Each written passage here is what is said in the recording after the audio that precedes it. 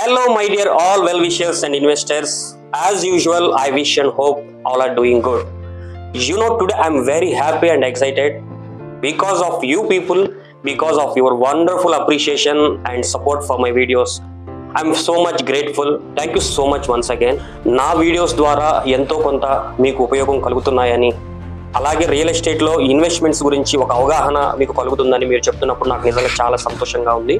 Thank you so much once again.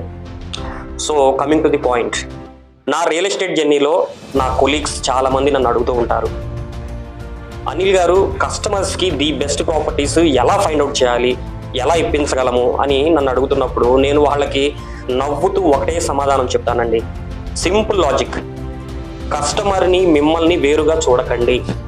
Customer వేరు, మీరు వేరు కాదు. మీరు కస్టమర్ ఒకటే.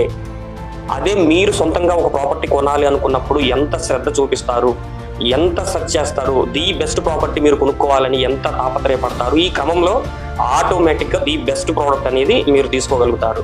In the same way customer కూడా మనల్ని నమ్మి మన ద్వారా ఒక ప్రాపర్టీ కావాలని అప్రోచ్ అయినప్పుడు అదే అంకిత భావం, అదే చిత్తశుద్ధితోటి నీకు ఎలా అయితే ఒక మంచి ప్రాపర్టీ కొనుక్కోవాలని తాపత్రయపడతావో, ఇన్ ది సేమ్ వే కస్టమర్కి ప్రాపర్టీ ఇప్పించే విషయంలో కూడా అదే శ్రద్ధ వహిస్తే అల్టిమేట్లీ కస్టమర్కి ది బెస్ట్ ప్రాపర్టీ అనేది ఇప్పించగలుగుతావు అని నేను సమాధానం చెప్తూ ఉంటాను.